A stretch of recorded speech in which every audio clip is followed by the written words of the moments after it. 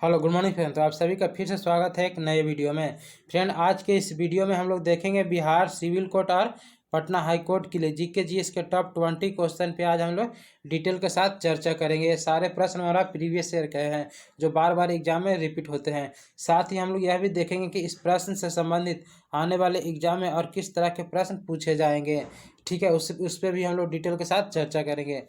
आज का यह सीरीज नंबर हमारा कितना है? 6 है। ठीक है, इससे पहले हमने 5 सीरीज कराया है। ये पांचों सीरीज आपको कहाँ मिलेगा? हमारा चैनल है आदर्श विनय एकेडमी। ठीक है, हमारे चैनल के प्लेलिस्ट में जाइएगा तो ये सारा सीरीज आपको मिल जाएगा। ठीक है, तो आइए आज की सीरीज को शुरू करते हैं और देखते हैं कि आज का हमारा पहला प्रश्न क्या है। तो आज का हमारा सबसे पहला प्रश्न हमारा क्या है? चतुर्थ बौद्ध संगीति का आयोजन किसके शासन काल में हुआ था? यानी कि चौथी बौद्ध संगीति का आयोजन किसके शासन काल में हुआ था? तो राइट आंसर क्या आ जाएगा? हमारा राइट आंसर आ जाएगा ऑप्शन नंबर बी, चौथी बौद्ध संगीति का आयोजन कनिष्क के शासन काल में हुआ था।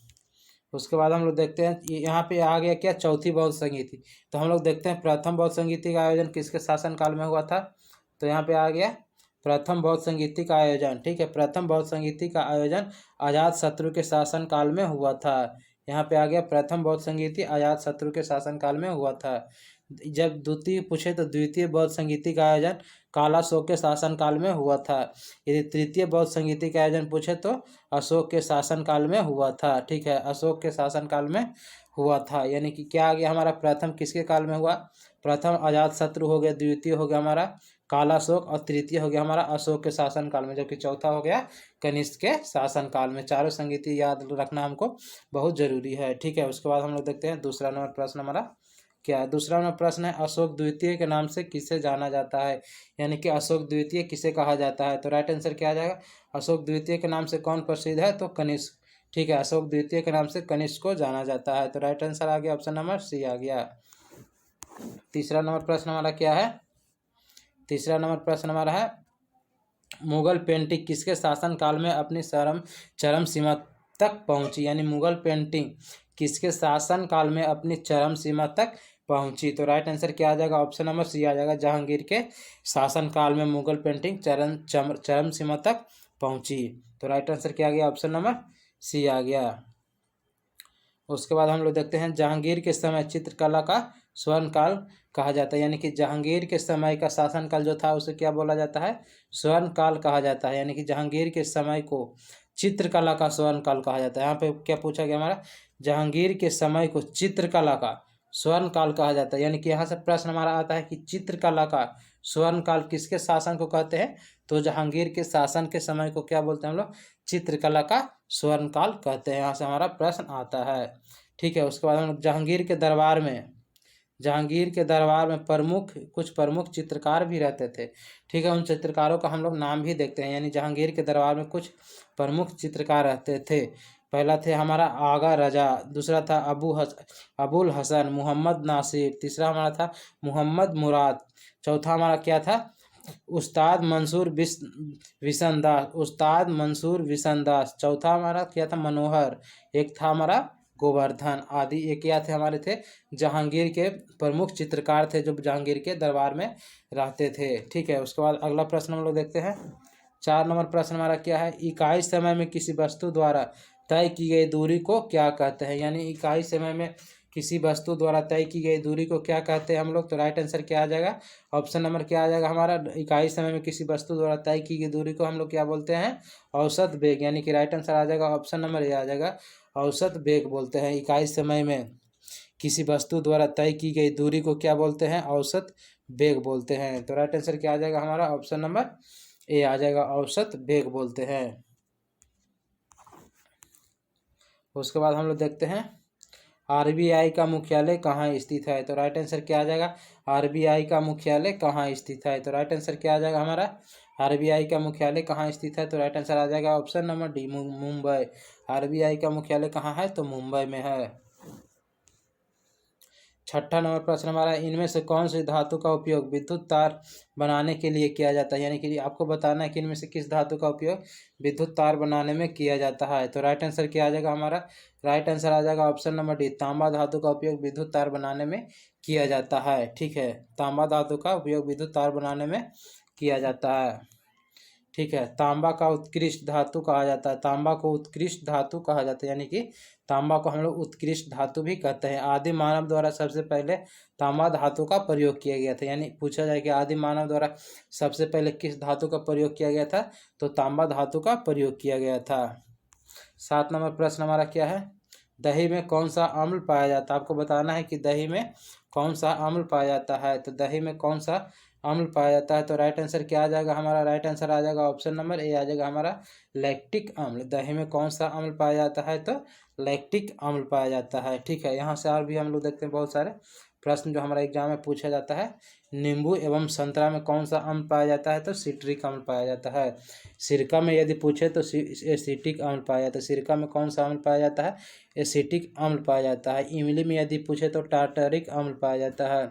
इमली चूँकि खट्टा होता है, इमली में कौन सा अम्ल पाया जाता है, टार्टरिक अम्ल पाया जाता है। टमाटर में पूछे तो ऑक्जेलिक अम्ल पाया जाता है। सेब में पूछे तो हमारा क्या पाया जाता है, मैलिक अम्ल, यानी कि मैलिक एसिड पाया जाता है। ठीक है, मैलिक अम्ल। चींटी के डंक में पूछे तो फॉर्मिक अम्ल। ठीक है, इसी को बोलते हैं मेथनोइक अम्ल बोलते हैं। चींटी के डंक में कौन सा अम्ल पाया जाता है, तो फॉर्मिक अम्ल, इसे हम लोग मेथनोइक अम्ल भी कहते हैं। अचार में कौन सा अम्ल पाया जाता है, एसिटिक अम्ल पाया जाता है। ठीक है, अचार में कौन सा अम्ल पाया जाता है, एसिटिक अम्ल पाया जाता है। तो यहाँ से हम लोग को बहुत सारे प्रश्न बनते हैं। अगला प्रश्न हमारा क्या है, सूर्य ऊर्जा का स्रोत है, यानी कि सूर्य ऊर्जा का स्रोत है। आपको बताना है सूर्य ऊर्जा का स्रोत है, तो राइट आंसर क्या आ जाएगा, ऑप्शन नंबर आ जाएगा सी आ जाएगा, नाभिकीय संलयन अभिक्रिया। सूर्य ऊर्जा का स्रोत है तो नाभिकीय संलयन अभिक्रिया। राइट आंसर क्या आ गया हमारा, नाभिकीय संलयन अभिक्रिया, ऑप्शन नंबर सी आ गया।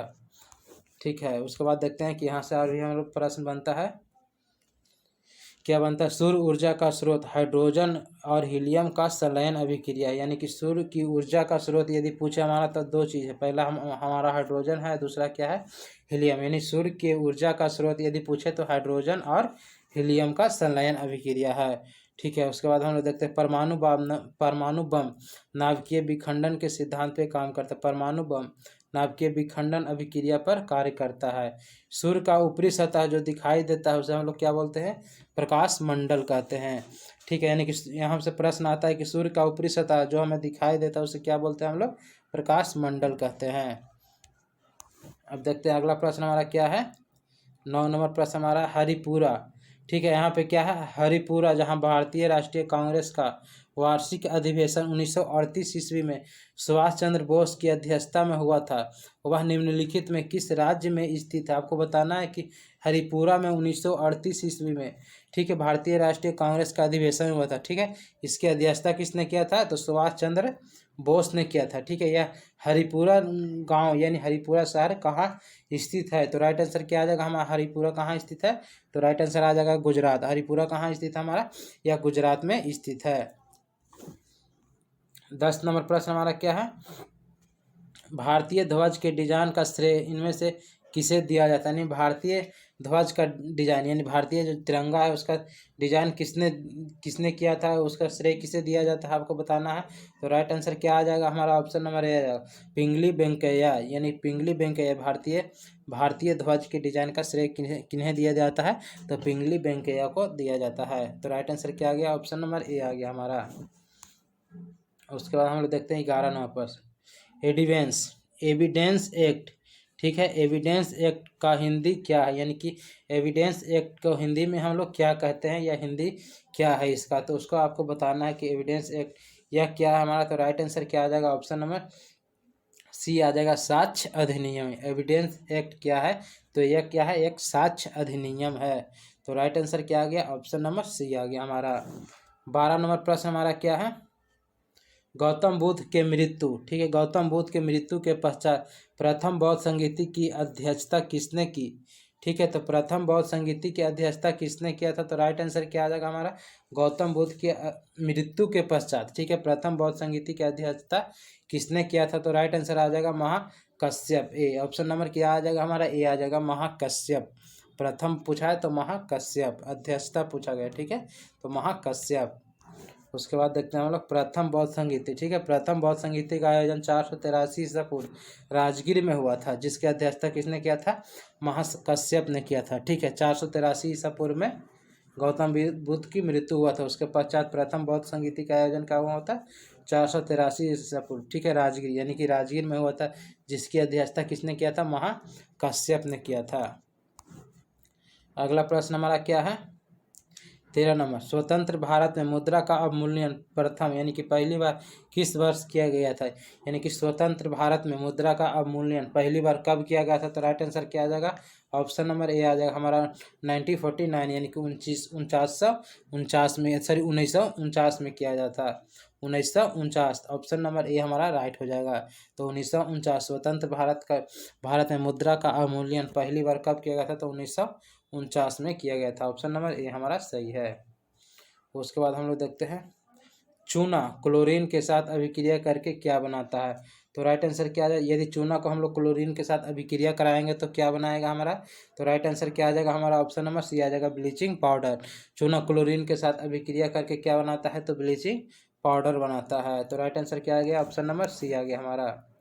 ब्लीचिंग पाउडर का यदि सूत्र पूछे तो क्या होता है? CaOCl2, CaOCl2। यहाँ से हमारा पूछता है ब्लीचिंग पाउडर, ठीक है। ब्लीचिंग पाउडर का यदि सूत्र पूछे तो CaOCl2 होता है। अगला प्रश्न हम लोग देखते हैं, आम का खाने योग्य भाग आपको बताना है कि आम के खाने योग्य भाग क्या है? आम के खाने योग्य भाग कौन है? तो राइट आंसर क्या आ जाएगा हमारा? आम के खाने योग्य क्या है? तो मध्य भित्ति या मध्य फल भित्ति भी कहीं कहीं रहता है, ठीक है, मध्य फल भित्ति।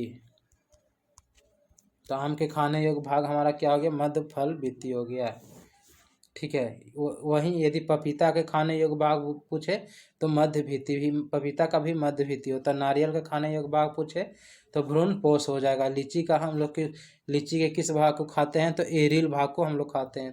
गेहूं को किस भाग को खाते हैं? या गेहूं के खाने योग्य भाग है तो जूसी हेयर है। सेब या नाशपाती का खाने योग्य भाग है या हम लोग खाते हैं तो पुष्पासन है, ठीक है। यहाँ से हमारा प्रश्न आता है कि सेब को कौन से भाग को हम लोग खाते हैं? तो पुष्पासन। नाशपाती के तो पुष्पासन, गेहूं के तो जूसी हेयर। लीची के किस भाग को मनुष्य खाता है? तो एरिल भाग को मनुष्य खाता है। यहाँ से हम लोग को प्रश्न पूछा जाता है। उसके बाद देखते हैं हम लोग 16 नंबर प्रश्न, रमन प्रभाव, ठीक है। रमन प्रभाव का प्रकाश के उन किरणों से संबंध है जो आर पार जाती है। यानी कि रमन प्रभाव आपको बताना है कि रमन प्रभाव का प्रकाश के उन किरणों से संबंध है जो आर पार जाती है। तो राइट आंसर क्या आ जाएगा हमारा? 16 नंबर का क्या आ जाएगा? सभी पारदर्शी माध्यमों में, ठीक है। तो राइट आंसर क्या आ गया हमारा? सभी पारदर्शी माध्यमों में। राइट आंसर आ गया ऑप्शन नंबर डी आ गया हमारा। 17 नंबर प्रश्न हम लोग देखते हैं, लोलक घड़ियां गर्मियों में सुस्त हो जाती है क्योंकि? अब बताना है आपको कि लोलक की जो घड़ी होता है वो गर्मियों में शुष्क हो जाता है क्योंकि? तो राइट आंसर क्या आ जाएगा हमारा? ऑप्शन नंबर आ जाएगा सी आ जाएगा, लोलक की लंबाई बढ़ जाती है। यानी गर्मियों में लोलक की जो लंबाई होता है वो बढ़ जाता है, ठीक है, जिसके कारण लोलक की घड़ियां जो है गर्मियों में क्या हो जाती है? सुस्त हो जाती है। तो राइट आंसर क्या आ गया? ऑप्शन नंबर सी आ गया हमारा। 18 नंबर प्रश्न हमारा क्या है, समसूत्री विभाजन के किस चरण में, यहाँ पे पूछा गया किस चरण में क्रोमोसोम एक दूसरे से पृथक यानी अलग हो जाता है? समसूत्री विभाजन के किस चरण में, ठीक है, क्रोमोसोम एक दूसरे से पृथक यानी कि अलग हो जाता है? तो राइट आंसर क्या आ जाएगा हमारा? राइट आंसर आ जाएगा ऑप्शन नंबर बी आ जाएगा, एनाफेज, ठीक है, यानी कि एनाफेज। राइट आंसर क्या आ गया? बी आ गया, एनाफेज आ गया। उसके बाद हम लोग देखते हैं 19 नंबर प्रश्न हमारा क्या है, पैरासीटामोल प्रयुक्त होता है, यानी पैरासीटामोल का प्रयोग किसके लिए किया जाता है? तो राइट आंसर क्या आ जाएगा हमारा? पैरासीटामोल का प्रयोग होता है ज्वार रोधी के रूप में, ठीक है, ज्वार रोधी के रूप में। राइट आंसर क्या आ जाएगा? ऑप्शन नंबर सी आ जाएगा, ज्वार रोधी के रूप में पैरासीटामोल का। ये क्या हमारा? पैरासीटामोल एक दवा है, इसका प्रयोग कहाँ किया जाता है? ज्वार रोधी के रूप में किया जाता है। 20 नंबर प्रश्न हम लोग देखते हैं, भारतीय राष्ट्रीय कांग्रेस का प्रथम अधिवेशन कहाँ आयोजित हुआ था? तो राइट आंसर क्या आ जाएगा? भारतीय राष्ट्रीय कांग्रेस का प्रथम अधिवेशन कहाँ आयोजित किया गया था? तो बम्बई में किया गया था। बम्बई यानी कि मुंबई में किया गया था। कहाँ किया गया था? तो मुंबई में किया गया था। तो राइट आंसर क्या आ गया हमारा? ऑप्शन नंबर सी आ गया। तो फ्रेंड आज के लिए इतना रहने देते हैं, इतना काफ़ी है। अगर ये वीडियो आपको पसंद आए तो प्लीज़ हमारा चैनल है आदर्श विनय एकेडमी, इसको सब्सक्राइब करके बेल आइकन ऑन जरूर कीजिएगा, ठीक है। इस चैनल में हम लोग देख रहे हैं पटना हाई कोर्ट, ठीक है। पटना हाई कोर्ट के साथ साथ हम लोग बिहार सिविल कोर्ट के लिए भी हम लोग टेस्ट सीरीज शुरू कर दिए हैं, ठीक है। ये सारे सीरीज आपको हमारे चैनल के प्लेलिस्ट में मिल जाएगा, ठीक है। इसमें हम लोग बिहार सिविल कोर्ट या पटना हाई कोर्ट के लिए हिंदी व्याकरण के भी क्लास का टेस्ट सीरीज चला रहे हैं, ठीक है। ये सारे वीडियो आपको हमारे चैनल के प्लेलिस्ट में मिल जाएगा। अगर वीडियो अच्छा लगे तो प्लीज़ हमारे चैनल को लाइक शेयर एंड सब्सक्राइब जरूर कीजिएगा। तो आप फ्रेंड आज के लिए इतना है, फिर मिलते हैं अगले वीडियो में, तब तक के लिए जय हिंद।